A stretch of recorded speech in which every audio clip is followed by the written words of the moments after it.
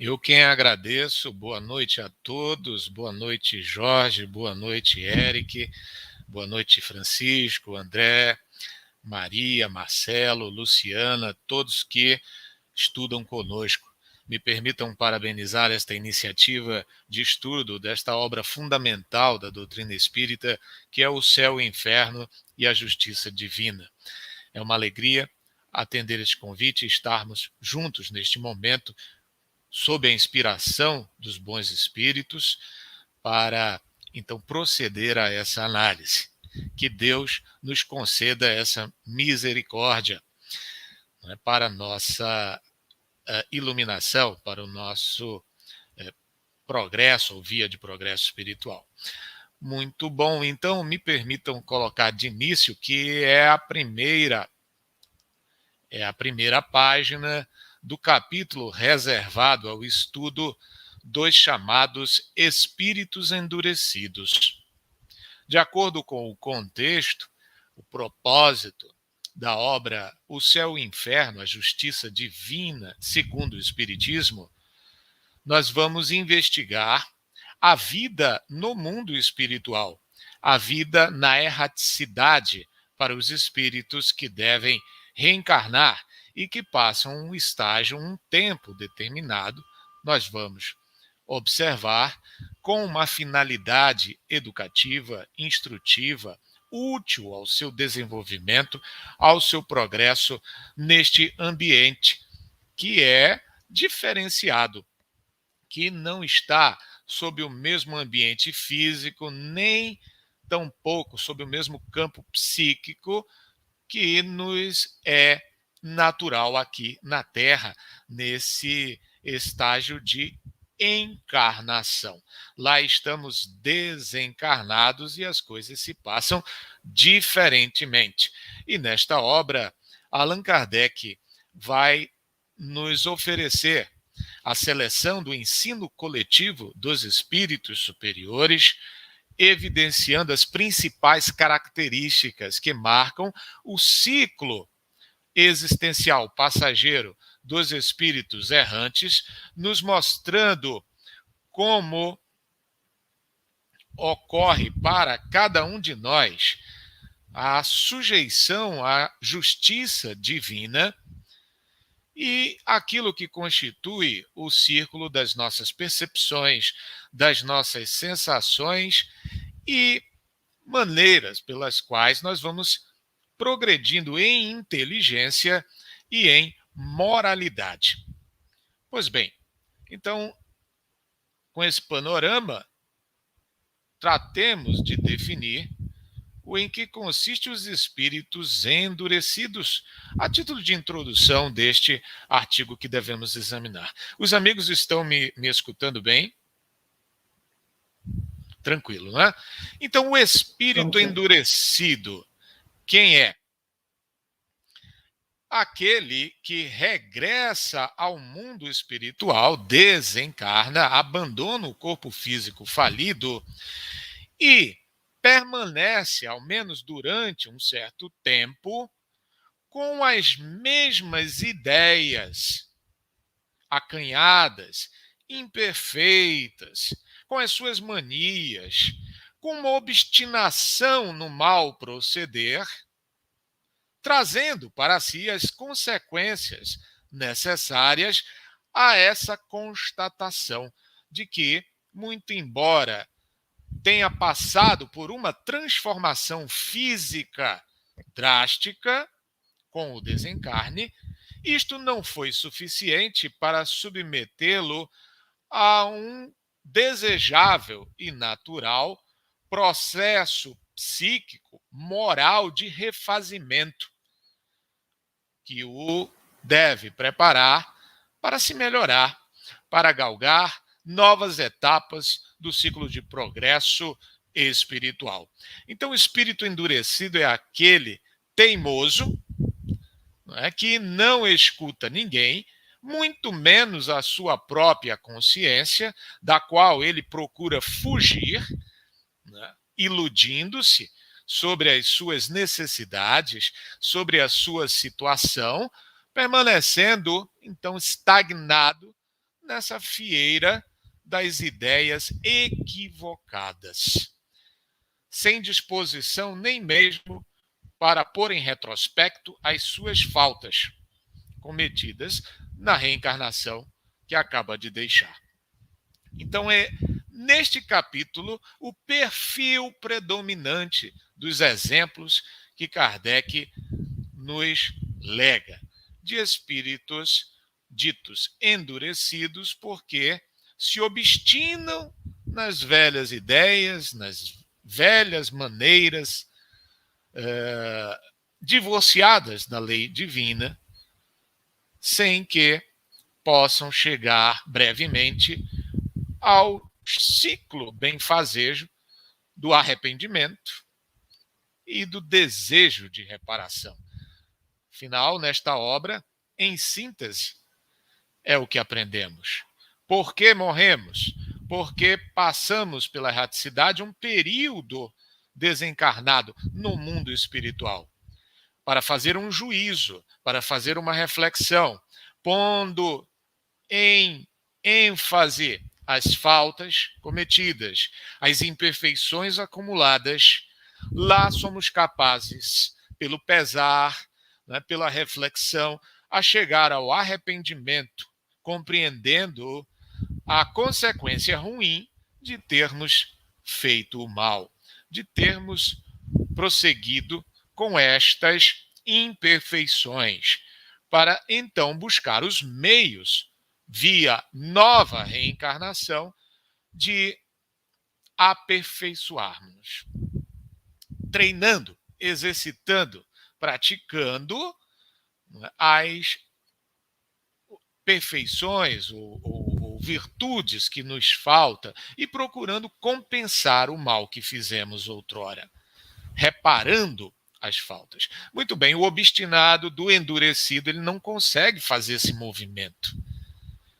É o personagem, não é, tratada no artigo. Por exemplo, La Pommeraye, me permitam usar aí a pronúncia francesa.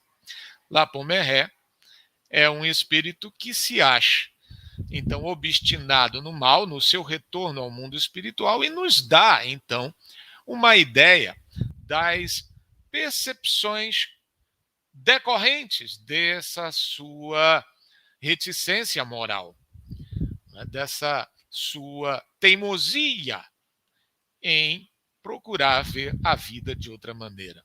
Esse estudo é magnífico para nos fazer repensar, como dizia Jesus, enquanto estamos a caminho, ainda não regressamos, não estamos na erraticidade, mas quem sabe a qualquer momento teremos que refazer essa trilha inúmeras vezes versada no passado. Então não é uma novidade, mas é algo que se repete e conforme a bagagem que levamos, conforme o esforço, conforme as nossas obras, em síntese, poderemos, então, esperar um dado ambiente, né, uma dada situação moral favorável, ou então, quem sabe, uma situação de aflição necessária ao nosso aperfeiçoamento. E esse espírito, ele está mais para este lado, né, de quem está precisando de um choque de realidade, realidade do espírito e não da matéria, para perceber-se, para cair em si e verificar as suas ilusões, verificar as suas incorreções, as suas faltas, que ele luta por não enxergar. Vejamos, façamos então uma leitura do artigo. La Pommeraye, Castigo pela Luz. E este subtítulo já nos mostra aí um olhar diferenciado, porque a gente está acostumado a associar a expiação espiritual ou a punição para o espírito como algo relacionado às trevas. E este subtítulo já, né, nos coloca uma interrogação. Castigo pela luz. Como assim? Leiamos. Numa das sessões da Sociedade de Paris em que se discutira a questão da perturbação que segue geralmente a morte, diz Kardec, um espírito ao qual ninguém fizera alusão e que não se pensava evocar, manifesta-se espontaneamente pela comunicação seguinte. Embora não fosse assinada, reconheceu-se aí sem dificuldade um grande criminoso que a justiça humana acabara de castigar.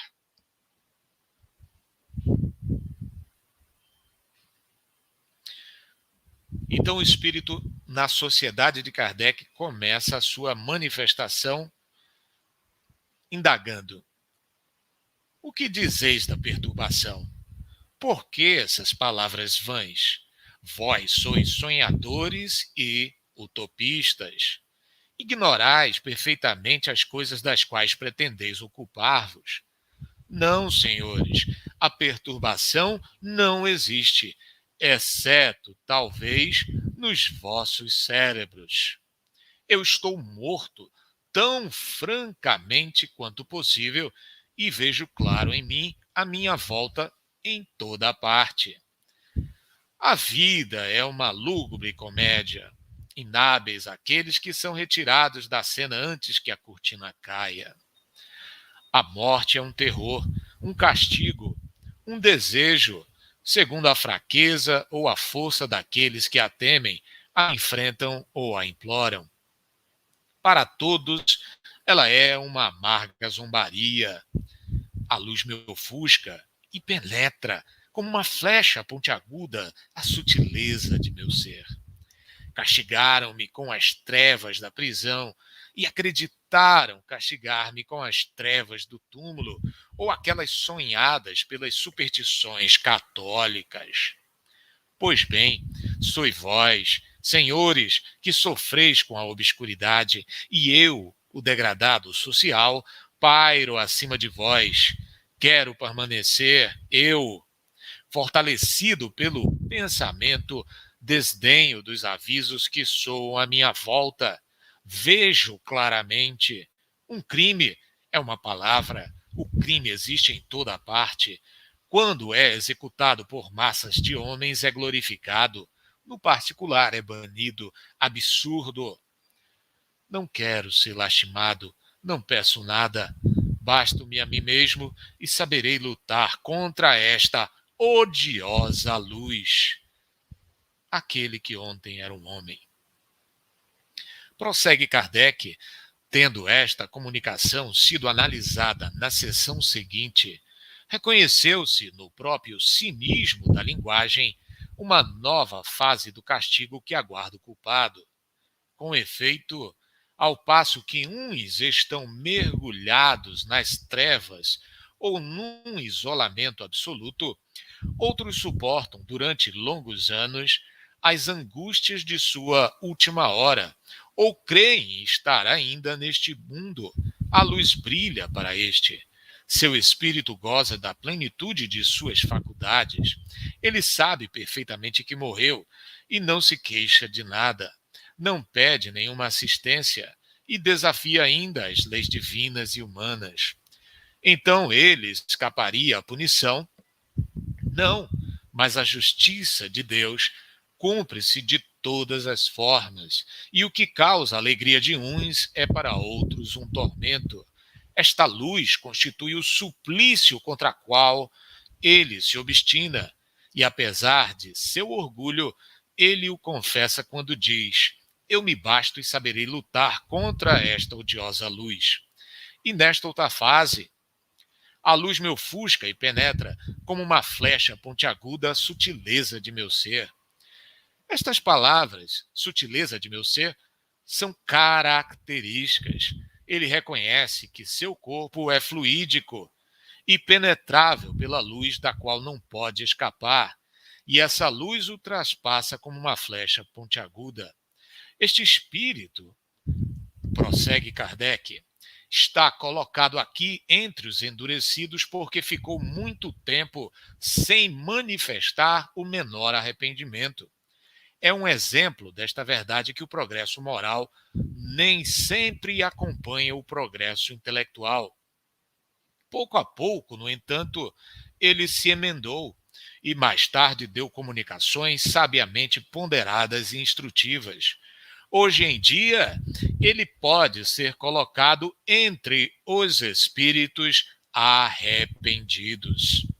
Nossos guias espirituais, solicitados a dar sua apreciação sobre este assunto, ditaram as 3 comunicações a seguir e que merecem uma atenção séria.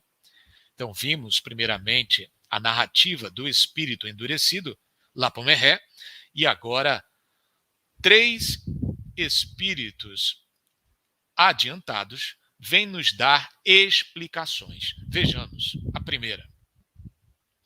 Os espíritos na erraticidade estão, evidentemente, do ponto de vista das existências, inativos e à espera.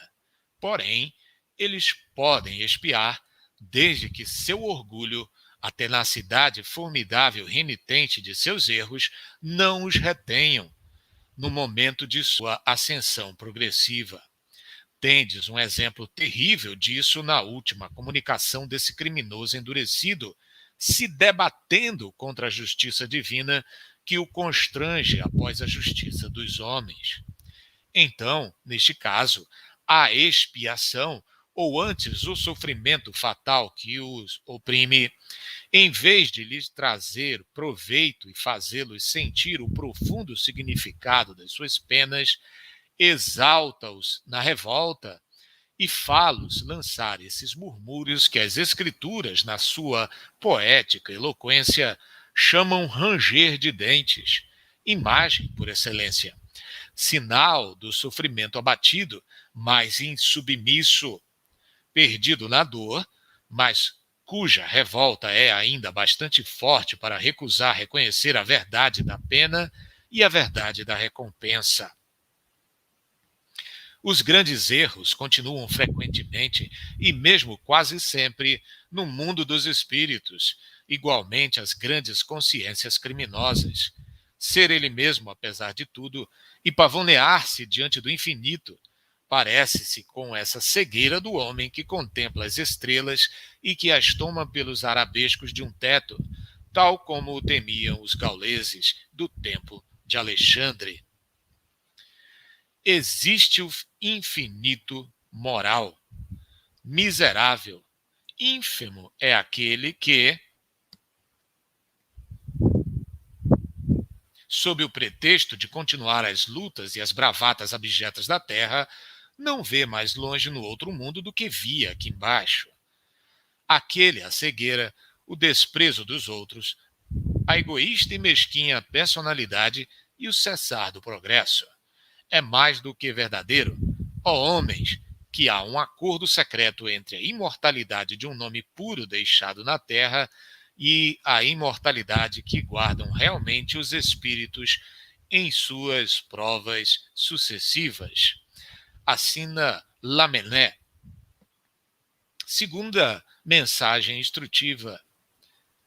Precipitar um homem nas trevas ou nas ondas da claridade, o resultado não é o mesmo? Em ambos os casos, ele não vê nada daquilo que o rodeia e habituar-se-á mesmo mais rapidamente à escuridão do que à triste claridade elétrica na qual pode estar imerso. Portanto, o espírito que se comunicou na última sessão exprime bem a verdade da sua situação quando exclama: ó, livrar-me-ei desta odiosa luz. Com efeito, essa luz é tanto mais terrível, tanto mais assustadora, quanto ela o trespassa completamente e torna visíveis e aparentes seus mais secretos pensamentos. Está aí um dos lados mais rudes de seu castigo espiritual. Ele se acha, por assim dizer, internado na casa de vidro que Sócrates pedia, e aí está ainda um ensinamento, pois o que teria sido a alegria e a consolação do sábio se torna a punição infame e contínua do mal, do criminoso, do parricida, assustado com a sua própria personalidade. Compreendeis, vós, meus filhos, a dor e o terror que devem constranger aquele que, durante uma existência sinistra, se comprazia a combinar, a maquinar os mais tristes crimes no fundo do seu ser, onde ele se refugiava como uma fera na sua caverna, e o qual hoje se acha expulso desse covil íntimo, no qual se furtava os olhares e a investigação de seus contemporâneos. Agora sua máscara de impassibilidade lhe é arrancada, e cada um de seus pensamentos se reflete sucessivamente na sua fronte. Sim, doravante, nenhum repouso, nenhum asilo para esse formidável criminoso. Cada mau pensamento, e Deus sabe se sua alma os exprime, se trai fora e dentro dele, como a um choque elétrico superior. Ele quer se ocultar da multidão e a luz odiosa o traspassa continuamente. Ele quer fugir, ele foge numa corrida arquejante e desesperada através dos espaços incomensuráveis, e em toda parte a luz. Em toda parte os olhares que mergulham nele. E ele se precipita de novo perseguido à escuridão, em busca da noite, e a sombra e a noite não existem mais para ele. Ele pede o auxílio da morte. Mas a morte não é senão uma palavra vazia de sentido. O desafortunado continua a fugir. Caminha para a loucura espiritual, castigo terrível, dor pavorosa, na qual ele se debaterá consigo mesmo para se livrar de si mesmo. Pois tal é a lei suprema para além da terra. É o culpado que se torna para si mesmo seu mais inexorável castigo. Quanto tempo durará isso?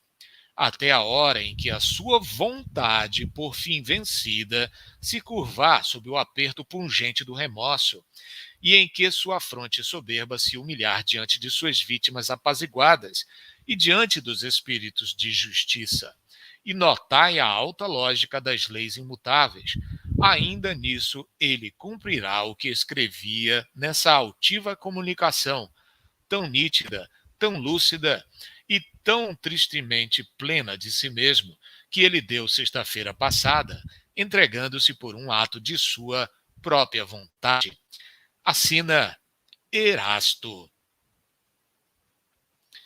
Muito bem, nossa terceira e última mensagem instrutiva, selecionada por Kardec como explicação da narrativa do espírito endurecido Lapomeré. A justiça humana não leva em conta a individualidade dos seres que castiga. Medindo o crime pelo próprio crime, ela atinge indistintamente aqueles que o cometeram, e a mesma pena atinge o culpado sem distinção de sexo e seja qual for sua educação. A justiça divina procede de outro modo. As punições correspondem ao grau de avanço dos seres aos quais elas são infligidas ou aplicadas. A igualdade do crime não constitui a igualdade entre os indivíduos. Dois homens culpados pelo mesmo artigo podem ficar separados pela distância das provas que mergulham um na opacidade intelectual dos primeiros círculos iniciadores, ao passo que o outro, tendo-os ultrapassado, possui a lucidez que libera o espírito da perturbação. Não são mais, então, as trevas que castigam, mas a acuidade da luz espiritual. Ela transpassa a inteligência terrestre e falo sentir a angústia de uma ferida exposta. Os seres desencarnados perseguidos pela representação material de seu crime sofrem um choque da eletricidade física. Eles sofrem pelos sentidos. Aqueles que já estão desmaterializados pelo espírito sentem uma dor muito superior que aniquila em suas ondas amargas a lembrança dos fatos para deixar subsistir apenas a ciência de suas causas. E aqui finalizamos, não, temos mais aqui o trecho final. O homem pode, portanto, apesar da criminalidade de suas ações, possuir um avanço interior e, enquanto as paixões o faziam agir como um bruto, suas faculdades aguçadas o elevam acima da espessa atmosfera das camadas inferiores. A ausência de ponderação, de equilíbrio entre o progresso moral e o progresso intelectual, produz as anomalias muito frequentes nas épocas de materialismo e de transição. A luz que tortura o espírito culpado é, portanto, o raio espiritual inundando de claridade os refúgios secretos do seu orgulho e descobrindo-lhe a inanidade de seu ser fragmentário. Esses são os primeiros sintomas e as primeiras angústias da agonia espiritual que anunciam a separação ou dissolução dos elementos intelectuais, materiais, que compõem a primitiva dualidade humana e devem desaparecer na grande unidade do ser acabado. Jean Renaud. Muito bem, e aqui finalizamos o nosso artigo, que, na minha opinião, é um dos mais instrutivos deste capítulo, que nos dá a conhecer a situação, repetimos, dos espíritos endurecidos. No início, definimos e agora repetimos. Quem são os espíritos endurecidos? São aqueles que, ingressando na erraticidade, tendo passado pelo fenômeno da desencarnação, a morte física, o desprendimento do perispírito do corpo falido, eles demoram num estágio de perturbação aflitiva, que se justifica no seu perfil psicológico. Eles são ditos endurecidos porque, ao despertar e se situar no mundo espiritual, eles não fazem um movimento de pesar pelas imperfeições acumuladas e faltas cometidas. Eles permanecem fixados nas velhas ideias que justificam os erros cometidos e, no movimento de ilusão moral, perseveram no mau caminho, perseveram, né, no sentido de se justificar a sua conduta imperfeita. Observem assim que o espírito endurecido é aquele espírito que não dá o braço a torcer, aquele teimoso que luta contra a sua própria consciência e não faz um movimento necessário de reflexão, de refazimento da consciência para pôr em revista as suas faltas, as suas imperfeições. Para isso, precisa ser um grande criminoso. Neste caso concreto, era a situação do ser. Na sua última reencarnação, lamentavelmente, havia na Terra cometido graves crimes, segundo os olhos das justiças humana e divina. Mas não é, para tanto, necessariamente, sempre assim. Nós poderemos reincidir, digo isso diante da possibilidade de termos enveredados no passado por semelhante caminho, num perfil assim, e nos tornarmos espíritos endurecidos por um certo tempo, não porque cometemos, repito, grandes crimes, mas porque nos deixamos escravizar na última encarnação por hábitos que não foram favoráveis à nossa progressão moral. Ao oposto, ficamos estacionários nas velhas tendências capitaneadas pelo orgulho e pelo egoísmo. Mesmo sem ter cometido um grande mal, não perseveramos na estrada do bem. Não contamos em nosso favor com um exercício continuado das boas maneiras, do auxílio, da caridade, em uma palavra, levando uma vida apenas para o desfrute pessoal, não é? Para a acumulação das sensações materiais que a qualidade de encarnado permite em mundos grosseiros.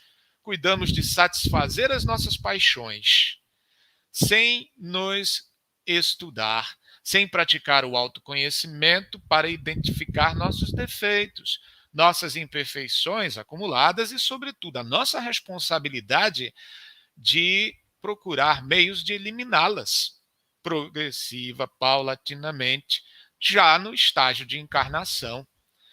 Então, bola fora, né? Desperdício de tempo, estagnação da via de crescimento moral. Podemos, diante disso, despertar no mundo espiritual, atravessando um primeiro momento de perturbação, como já foi estudado nesta série, com base no livro O Céu e o Inferno, a Justiça Divina segundo o Espiritismo.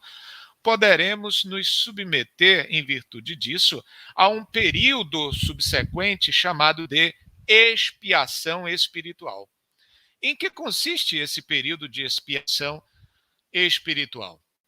É uma sequência da perturbação que tem um caráter aflitivo, muito embora o espírito, tendo se desprendido do corpo, possua alguma desenvoltura para se reconhecer, para chegar à conclusão de que não está mais entre os encarnados, ele pode, neste período, ter certas sensações, percepções que sejam muito aflitivas.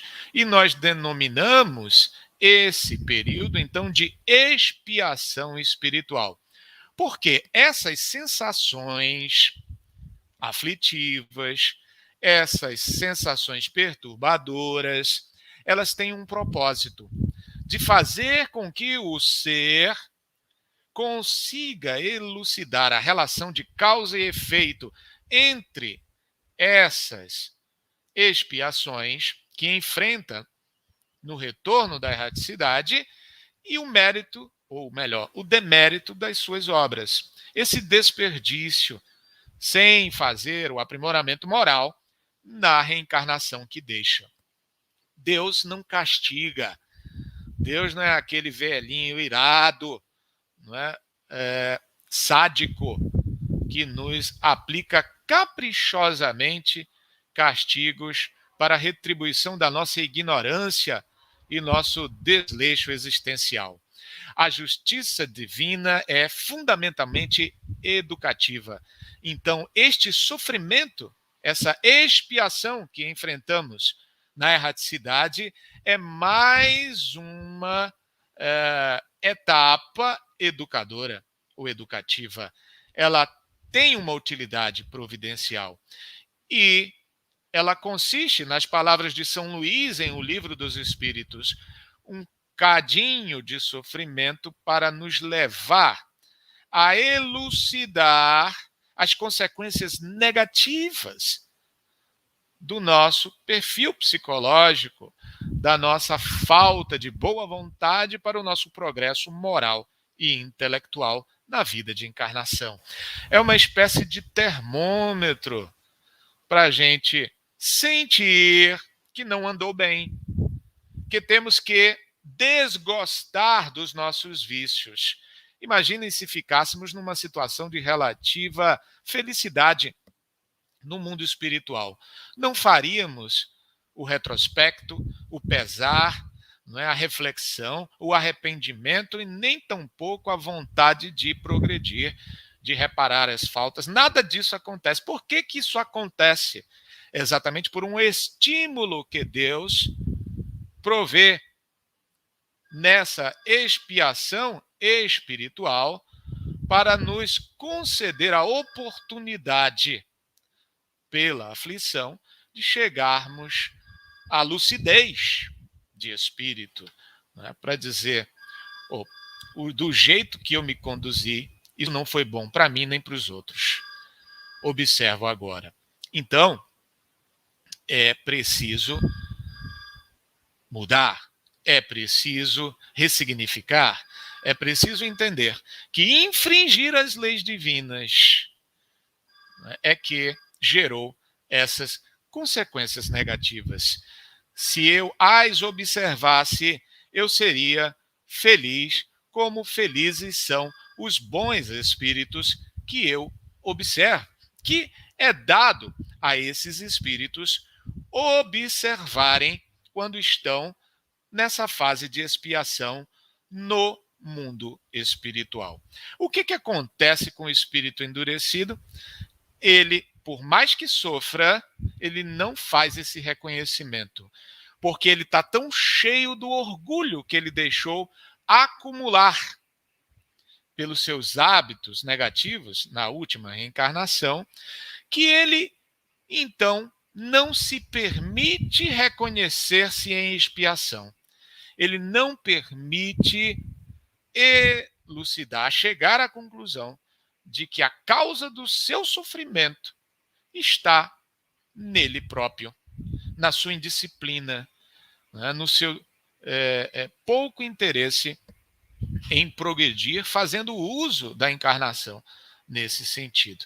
Então, das duas, uma, né, ele nega, ele arranja um monte de desculpa para não pensar no seu erro, na sua falta, e ele fica todo o tempo negando, ele mente para si que ele não está numa situação ruim, que ele não sofre uma limitação. Então é tipo quando fazemos aqui na Terra, quando também estamos possuídos pelo orgulho e não queremos dar o braço a torcer, né? A gente diz, não, eu não consegui isso, não foi porque eu não estudei, não foi porque eu não me preparei, né? Foi porque estava muito difícil, era porque aquilo ali foi feito para ninguém passar, dizendo, por exemplo, de um teste nos estudos na escola formal. Então, assim, né, mutatis mutandis, acontece com o espírito endurecido. Um fingimento, né, uma espécie de fantasia para fugir da sua consciência. Ou então ele se revolta. Ele se revolta novamente em busca dos prazeres, dos entretenimentos que ele tinha na Terra, ou então das pessoas de quem ele leva mágoa, né, de quem ele quer se vingar. Então ele vai se lançar à Terra e fazer aquele papel horrível, né, lamentável, de obsediar os encarnados que não conseguem perceber a sua influência. Então, isto, para ele, é um adiamento do seu próprio progresso, da sua própria felicidade. Mas é aquela coisa, né? Se a gente se deixa afundar no orgulho e no egoísmo, a gente acaba ficando cego em relação à nossa maneira de ser. Então, este artigo nos dá, acima de tudo, um ensinamento moral. Tá, gente? Então, é o primeiro ensinamento deste artigo que a gente resume, um ensinamento moral. Que a gente não pode, primeiro, desperdiçar o nosso presente, a nossa vida de encarnação, sem buscar meio de nos aperfeiçoar. Porque isso vai gerar uma privação mais lá na frente. Nós queremos padecer de uma expiação? Nós queremos adiar nossa própria felicidade? Não. Então, nós devemos priorizar, acima de tudo, a meta da melhoria moral de nós mesmos.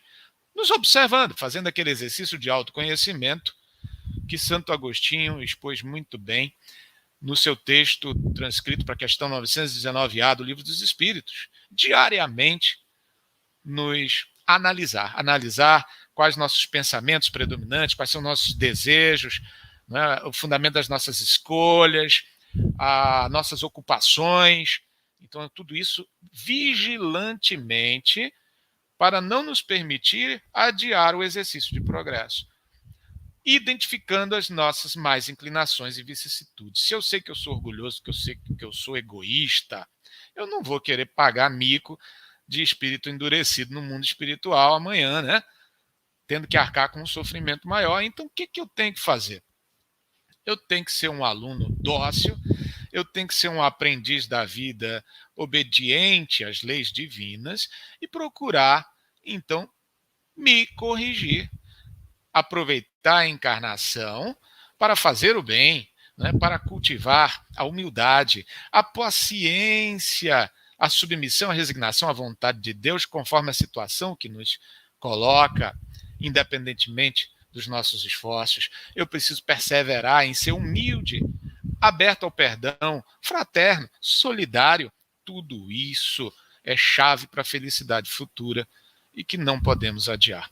E quando chegarmos no mundo espiritual, o que Lapomeré nos ensina? Nos ensina a não ficar com sofismas, procurando justificar os nossos erros, as nossas imperfeições e faltas cometidas. Nos habituemos a nos confessar a nós mesmos. Errei, fiz mal, agredi, fui injusto, fui soberbo, fui ambicioso, fui, em uma palavra, egoísta. Vou procurar meios de trabalhar isso em mim. Então, meu Deus, que eu possa pôr em revista tudo o que aconteceu e pesar o mérito de cada boa, de cada má ação e ver nisso tudo a ocasião de aprendizado e entender que é preciso reconhecer as nossas imperfeições e delas buscar com o pesar sincero o quê? O arrependimento. Quando a gente chega na fase do arrependimento, por maior que seja essa expiação espiritual, essa fase aflitiva, que é para desgostarmos dos nossos vícios e identificá-los, repito, a coisa fica abrandada. Pela misericórdia divina, fica mais suave. Né? A gente é acolhido pela providência divina, porque o que ele quer é um retorno ao bem, né? Sinceramente, não só falado, né, mas sentido pelo ser, pela criatura, que ela possa dizer lá do fundo do coração: eu fiz o mal a fulano, beltrano, eu cometi erros, eu acabei desperdiçando a minha reencarnação, não fiz progresso. Eu confesso, Deus, me concede uma nova oportunidade, eu me arrependo, eu quero crescer, eu quero evoluir, eu quero me aproximar de ti, dos bons espíritos. A gente tem que cair na real, tá certo? Enquanto a gente fica, mas não foi bem assim, não foi assim, não adianta querer tapar o sol com a peneira, que a consciência é infalível, vai nos exprobar. Então nós vamos, se procurar fugir, como Lapomeré, nós vamos ficar assombrados pela nossa própria consciência, que é isso que acontece com ele, né? De um jeito variado, de um jeito diferenciado, que, sobretudo, Jean Renaud nos ajuda a entender por quê. Né? Ele tinha um progresso intelectual ali notável, mas sofreu por conta disso. Né? Então, ensinamento moral deste artigo é que devemos identificar nossas mancadas, nossas faltas, nossos equívocos e tratar de corrigir, já estando encarnado e muito mais quando nos enxergarmos desencarnados, certo? E do ponto de vista das percepções e sensações, o que este artigo nos dá a conhecer? Que não existe uma única percepção, sensação, nem ambientação no mundo espiritual para revestir essa fase de expiação espiritual. Desencarnou, desprendeu, perturbou, passou pela expiação espiritual. Como é que é a expiação espiritual? Em uma palavra, penalidade. É uma privação aflitiva, como já comentamos, pela qual Deus, em sua bondade, nos permite refletir, nos permite perceber que a causa disso tudo são nossas faltas, nossas infrações às leis divinas. Então é uma impressionabilidade moral que faz um certo pesadelo em torno de nós, mas que quer nos abençoar, que quer nos trazer a razão, quer que possamos realmente fazer a análise profunda que lutamos para não realizar. ela é, então, uma penalidade. Não adianta a gente ficar enfeitando, dizer que não é uma penalidade. É uma penalidade, é uma privação. Para cada imperfeição ou falta, uma privação pertinente no mundo espiritual. Para cada perfeição, para cada mérito no sentido do aperfeiçoamento, é um gozo que se garante em contraposição na erraticidade. Espíritos de terceira ordem, espíritos imperfeitos, acabam fazendo aí uma combinação dessas duas situações, né? Trazemos algum progresso passado, mas temos as nossas imperfeições e faltas acumuladas. Em virtude disso, nos sentimos propriamente punidos. Agora, não é o castigo, como se coloca, do Deus ali que está todo tempo nos vigiando. É um mecanismo psíquico ativado pelas leis divinas que tem uma utilidade moral de nos conduzir novamente para a via de aperfeiçoamento. Como, então, é essa expiação espiritual? De acordo com este artigo, de diferentes maneiras.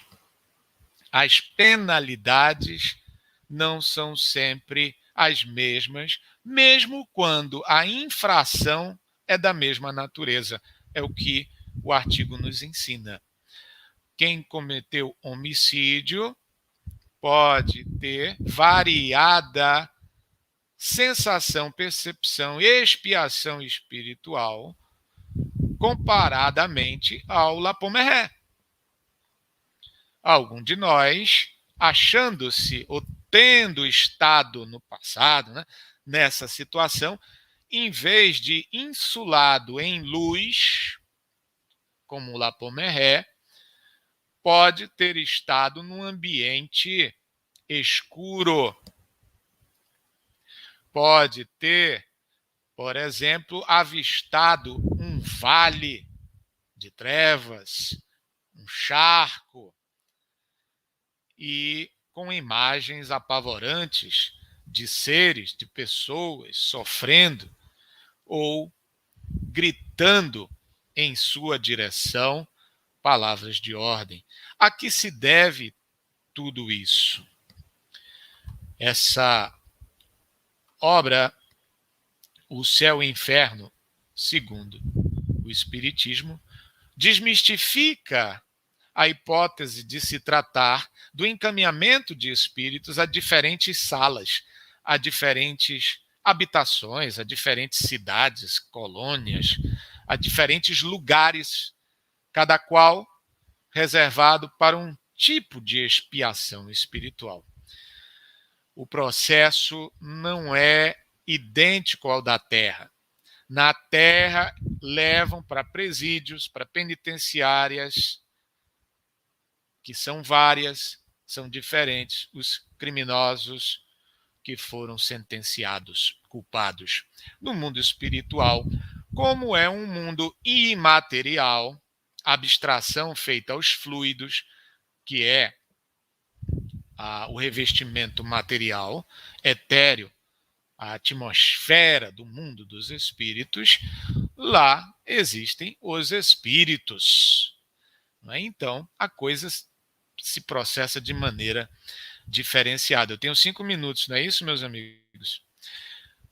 Então, observem que as percepções dos espíritos em processo de expiação são imagens, são visões, são determinadas sensações que lhes chegam, que trazem uma correspondência com as crenças, as sensações que tinham na Terra para representar a condição que tem de culpados, a condição que tem de faltosos.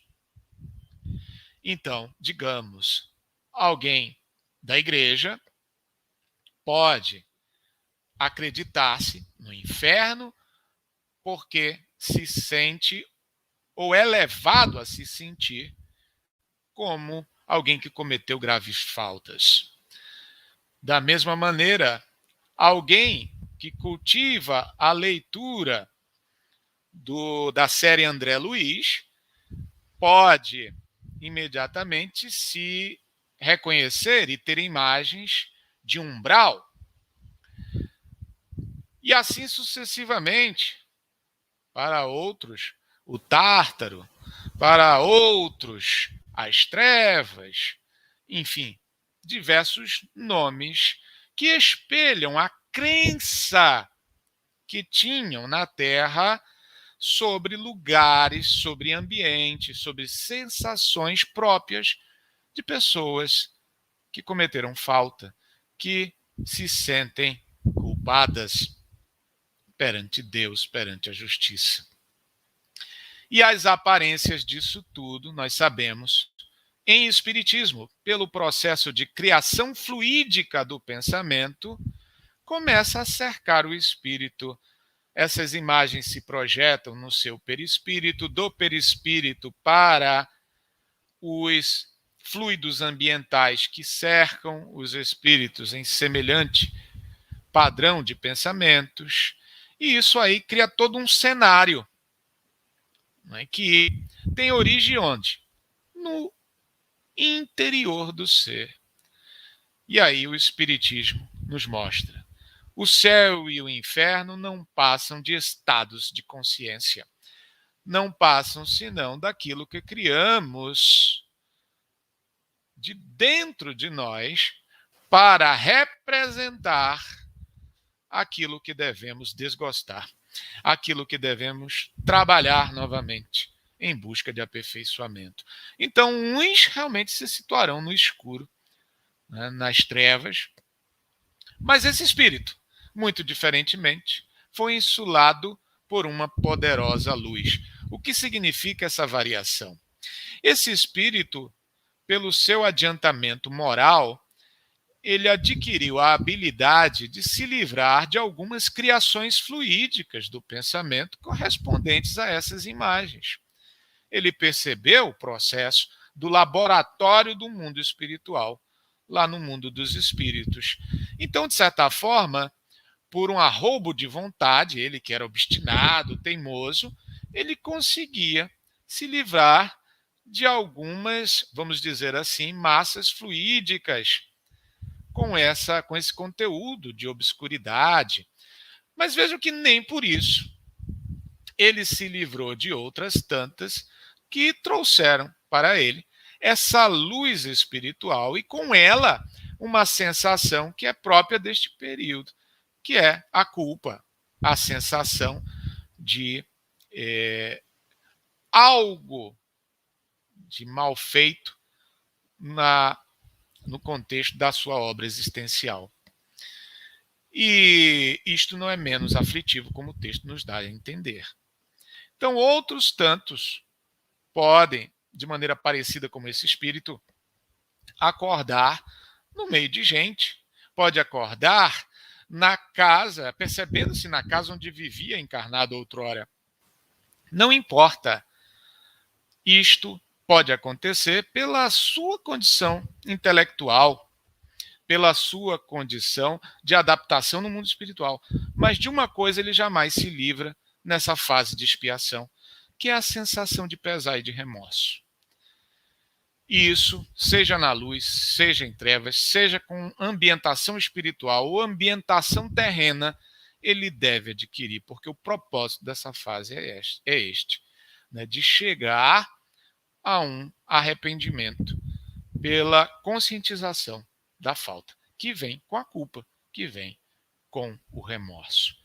Então, observemos bem essa condição. Muitas são as penalidades e claridade não é sinônimo de paz de espírito, nem obscuridade sinônimo de sofrimento e punição.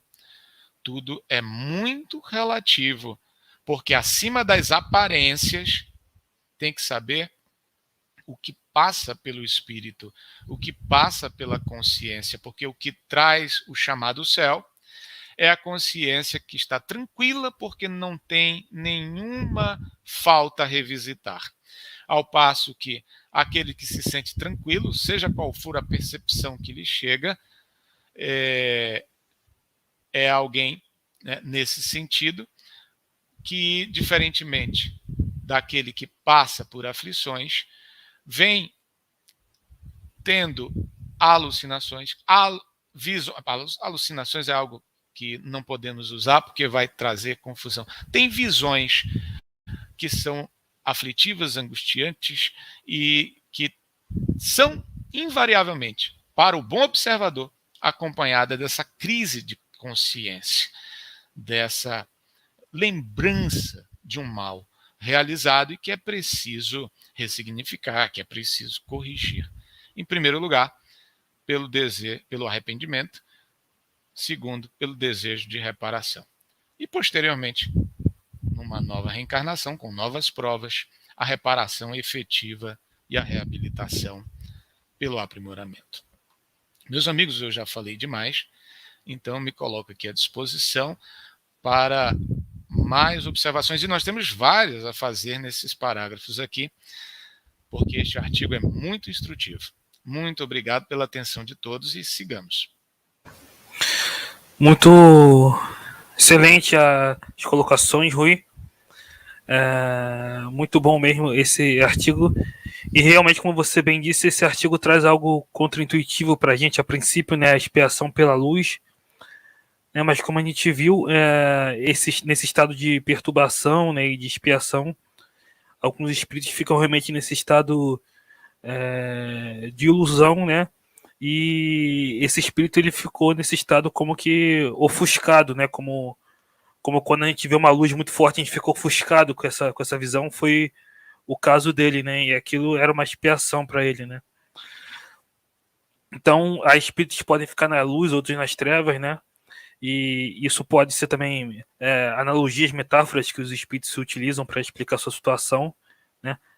É claro que essa luz que está falando não é uma luz física, né? Mas é o estado psicológico, né? Do espírito, como o Rui colocou, o céu e o inferno, tudo isso são estados, é um céu e inferno interno, né? São estados mentais, podemos dizer, estados psicológicos. Né?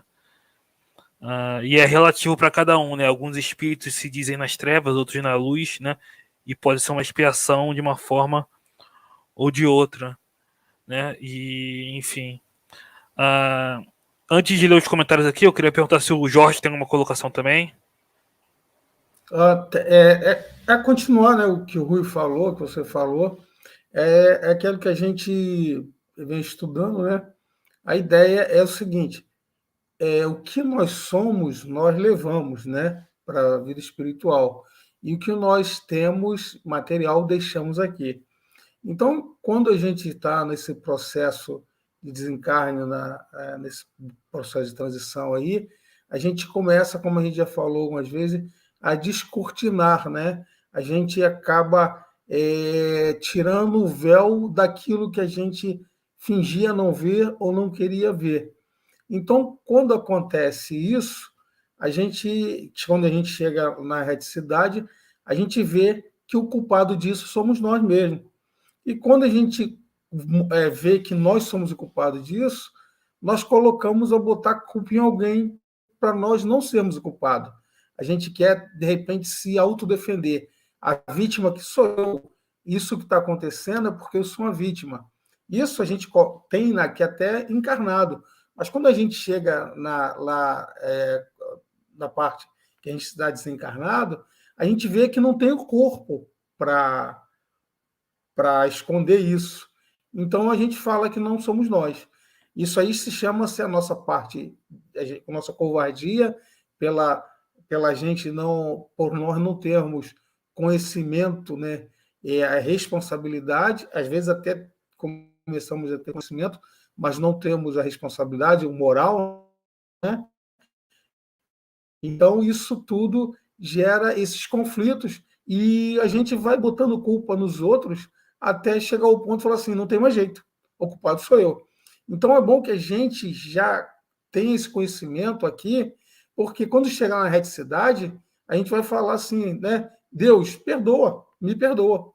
Porque a gente não vai... Só em a gente... A primeira parte, né, da gente começar a consertar um erro é a gente assumir ele. É a primeira parte. Porque toda vez que você não assume o erro não é seu. Então, se o erro não é seu, não é você que tem que mudar. Então, quando a gente chega lá, quando a gente começa desde aqui a estudar e tentar colocar em prática o que a gente aprende, a gente já está assumindo essa responsabilidade. Então, a gente já vai levar daqui o que a gente começou a fazer. Chegar lá na radicidade vai ser mais fácil, porque a gente não vai ser fácil, vai ser mais fácil, porque a gente não vai tentar continuar a se esconder. A gente vai, muitas vezes, agradecer, né? Ser humilde e falar, o erro foi meu. Né? Então, eu acho que isso é importante, que Deus não castiga, Deus não faz nada de errado com a gente. Nós é que somos errados e temos sempre menos do que merecemos em punição. E em punição para a gente se consertar. E como o Rui falou, né? O que Deus faz, as leis de Deus, como a gente já viu anteriormente, elas não são punitivas, elas são corretivas. Há tanto que, quando você toma consciência e você tem condição de seguir um caminho de melhora, você se sente mais livre. Aí você se sente com mais vontade de ir à frente. Toda vez que você vê o que Deus faz como punição, você vê um castigo. E, na realidade, Deus não castiga. Deus te limita, né, para você ter condição de entender aquilo e seguir à frente. A Maria Sevaroli colocou, né? A partir do capítulo 6, comecei a questionar se não haveria uma semelhança com os princípios da Igreja Católica, impondo-nos medos de andar por determinados caminhos, pois teríamos o castigo. As boas atitudes aqui encarnados não seriam simplesmente praticadas pelo medo. Quando você não tem consciência, e geralmente que é aquilo lance. Se não tiver um freio, se não tiver uma rédea, se não tiver um limite, você vai se sentir insuperável, né? Você vai se sentir imortal. E tem que ter o medo é um sinal de que alguma coisa pode estar errada, né? É um limite. O medo a gente sente por a gente ser limitado. Mas quando a gente estiver fazendo a coisa certa e tiver consciência de que Deus ele está sempre na frente de tudo, nós vamos perder esse medo. Mas isso é para pôr o medo, quem não tem medo, né, são os espíritos já em fase de evolução muito superiores ao nosso, porque eles não têm a limitação que nós temos. E graças a Deus, né, que nós temos medo e sentimos dor. Porque você imagina se nós não sentíssemos medo e não sentíssemos dor. E o processo da Igreja Católica em relação à doutrina espírita é que a Igreja Católica ela impõe um medo também, mas, de repente, não é com esse sentido de te limitar, não. Não só de te limitar para não errar, mas de te dominar, né? Ela impunha o medo, impunha o castigo, que muitas vezes eles mesmos que dão o castigo, para dizer que eles estavam no controle de você. Às vezes a pessoa era castigada, né? E pensava que estava livre daquilo. Não, ela não estava livre daquilo com o castigo da igreja. Ela só assumiu uma posição, né, de submissão à igreja. Mas o que a gente tem que responder dos nossos erros, a gente vai responder a Deus. Não vai responder a Eric, a Rui, Marcelo, Jorge, não. A gente vai responder a Deus. Não vai responder nem ao Papa. Entendeu? A nossa responsabilidade e a nossa... a gente tem que dar satisfação de tudo a Deus, né, em relação a isso aí. Aí o André Ananias colocou, né? Pelo medo é uma imposição antiga, de quando os homens ainda não tinham o conhecimento moral. É verdade. A partir da evolução espiritual, começamos a fazer o bem pela moral. e não por imposição. Tem um livro da série, né, do Chico Xavier, né, que é Os Mensageiros, Caminho da Luz. Eu esqueci qual é o livro agora, que eu acho que é o Mensageiros. Desculpa se eu estiver falando errado. Que determinada situação o espírito está levando, né, um outro para conhecer um castelo. Então ele vê, né, o Francisco, a gente está até comentando isso outro dia, ele vê do castelo, em cima do castelo, né, que esse espírito leva, que tinha alguns espíritos lá dentro sendo tratados, canhões de luz, de energia, né? Aí o espírito pergunta para esse que está levando ele, mas esse castelo tem que ter armas para, né? Aí o espírito fala para ele, não, é que os espíritos que estão querendo invadir, eles, apesar de não morrerem, eles sentem a sensação de que estão morrendo. Então, toda vez que eles tentam invadir o castelo, eles são atingidos por esses raios e eles têm a sensação que morreram. Quer dizer, mesmo na vida espiritual, sabendo que o espírito não morre, mas aquele espírito tem que ter medo e tem que respeitar alguma coisa. Então, nós somos assim, porque nós estamos muito apegados ainda a sensações materiais. Quando nós estivermos pegados às sensações espirituais, às sensações melhores, nós vamos deixar de ter medo, porque nós vamos ter consciência que o melhor sempre acontece com a gente. E a gente vai entender que o espírito não morre. Que o que a gente faz aqui é somatório, mas tudo que nós fazemos e o bem que nós fazemos, ele, como o Chico Xavier falou para a gente, né, o bem vai ser a luz que vai iluminar nossos caminhos. Então, a gente tendo consciência, tendo certeza que o melhor sempre acontece com a gente vai ter a fé mais forte em Deus. E a gente vai conseguir seguir sempre em frente. Jorge, você me permite uma observação? Ou não? Apenas para destacar aí que nós temos em nosso favor um importante recurso para renunciarmos à pura postura de medo, de temor, né, como algo que nos move ao progresso. Nós temos o poderoso auxiliar da razão.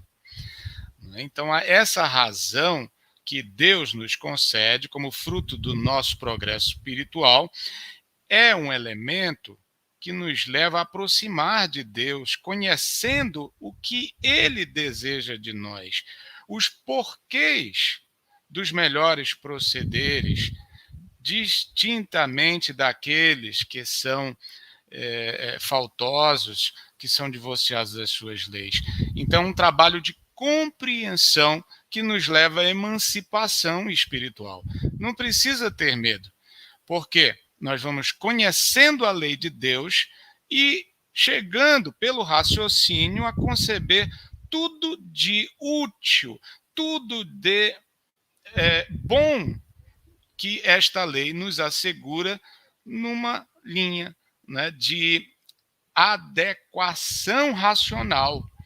Né? Então, nós vamos, pelos porquês, conseguindo superar essa nossa condição de imperfeição e nos aproximar de Deus. Obrigado. Posso falar, Eric, rapidinho? É verdade, Rui, é verdade isso aí. E o que a gente... Você colocou muito bem a ideia da razão. O que a gente fala quando a gente fala assim com a pessoa? Ela está com razão, ela está certa. Né? E como a gente já aprendeu, já viu, que a educação é uma coisa que nos leva a fazer a coisa certa. Quando nós somos educados, nós somos bem instruídos, nós somos bem orientados. E a razão, como o Rui falou, ela nos traz conhecimento e nos dá condições de ir à frente. Quando você fala, ou alguém fala para você, você está com a razão, é que você está certo. E quando você está certo, você está no bom caminho, você está no caminho certo de Deus. E o caminho de Deus vai ser sempre o caminho certo. É verdade, Rui, é verdade. Obrigado. Exato, né? É a fé raciocinada, como o Kardec coloca lá no Evangelho, esse termo. Nós temos essa fé e nos guiamos pela compreensão das leis, né? De Deus que são eternas e imutáveis, como está lá no Livro dos Espíritos, né? Então, justamente.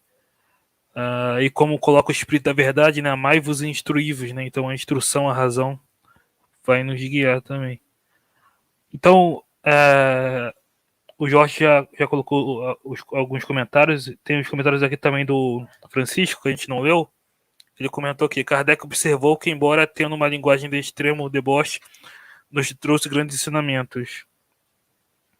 Sim, Kardec ele costumava se comunicar com espíritos de diversas ordens, né? Não só espíritos superiores, né? Porque com a síntese de tudo, né, ele fazia o que ele chamava do controle universal, né? Então Kardec conversava tanto com espíritos superiores quanto inferiores, ele podia aprender com todos, né? Tirar dali ensinamentos, né? E como ele mesmo coloca ali no final, às vezes os próprios espíritos superiores provocam a manifestação desses inferiores para dar uma instrução, um ensinamento. Agora, Eric, me permita um comentário adicional. Ele ouvia diversos espíritos, mas nada aceitava cegamente, sem pôr as comunicações ao crivo da razão, da lógica, do bom senso, comparando com o conhecimento já incorporado. Então, às vezes, o mau leitor, ele pensa que, como vem do mundo espiritual, ele pode confiar em tudo que o espírito diga, sem antes fazer esse trabalho, né, racional, de perceber, vem cá, esse espírito, ele sabe do que está falando? A que classe ele pertence? Ele é avançado ou talvez ele sabe menos do que o encarnado que, estudando o espiritismo, já conseguiu absorver? Então, analisar sempre, pôr sob o crivo da análise, da crítica, todas as comunicações espirituais. Exato, né? Fazer esse crivo da razão e o controle universal era o que Kardec fazia para analisar as comunicações, né? E a escala espírita para analisar a natureza do espírito que estava se comunicando. E aí o Francisco continua: essa obra nos traz relatos daqueles que ficaram presos nas consequências de seus próprios atos e também daqueles que ficaram livres por ter uma consciência liberta devido às ações e escolhas felizes que foram tomadas, né? Exatamente, né? Mostrando todas as consequências boas e mais das nossas ações, né? No mundo espiritual. Então é isso, lemos todos os comentários. Vocês têm mais alguma colocação a fazer? Jorge? Não, tranquilo. Valeu. Quero agradecer mais uma vez o convite para estar aqui nesse estudo, gente. Então é preciso ter cuidado com as faltas que cometemos e com a postura diante delas, especialmente após o nosso desencarne, né?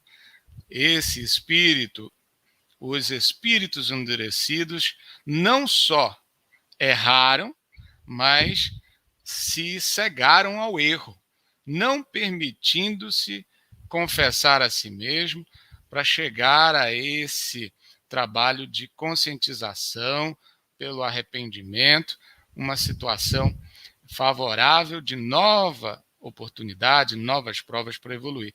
Então vamos parar de ser orgulhoso, né? É a grande lição aí que o Lapomeré deixa para a gente. Nada de ficar tentando se justificar, né? A gente às vezes faz exercício de autoconhecimento, mas faz de maneira parcial, sempre procurando uma desculpa para nos inocentar, que possamos nos analisar, né, imparcialmente, buscando nosso progresso. Valeu, pessoal. Até uma próxima oportunidade de estudo. Só me despedir, Eric, do pessoal, agradecendo a todos aí, agradecendo essa participação especial do Rui e Marcelo aí. Muito obrigado. Quando quiser, estamos sempre à disposição aí para a gente trocar ideia e aprender um pouco mais aí. Pessoal, muita paz para todo mundo. Muito obrigado por dedicarem um tempo de sua vida para a gente. Porque quando vocês fazem isso, nós somos obrigados a estudar para passar mais um pouco. E como eu sempre falo, Se teve algum erro, foi nosso, não foi da doutrina. Obrigado, pessoal. Excelente. Queria agradecer a todos, agradecer ao Rui, ao Jorge, né, ao Francisco aqui nos comentários também, a todos os participantes. Então vamos à prece final. Então vamos fechar nossos olhos. Deus, envie sempre para nos auxiliar os bons espíritos, que os bons espíritos possam nos intuir, nos inspirar boas ideias, bons conselhos, que os bons espíritos possam nos enviar seus bons fluidos salutares, e que possamos meditar e refletir em todos os conhecimentos adquiridos nessa noite, e que possamos continuar aprendendo cada vez mais dessa doutrina consoladora, desse Consolador prometido pelo Cristo, e que possamos ter sempre em mente a caridade tal qual Jesus nos ensinou, a benevolência, indulgência e perdão das ofensas, e que possamos progredir sempre em direção a Deus cada vez mais. Que possamos ficar em paz essa noite e que possamos nos reformar moralmente, extirpar nossos vícios do egoísmo, do orgulho e cultivar nossas virtudes do amor e da caridade. Que Jesus esteja conosco hoje, agora e sempre. Assim seja, graças a Deus. Assim seja. Graças a Deus. Então, pessoal, nos vemos no próximo estudo, na próxima segunda. Até a próxima.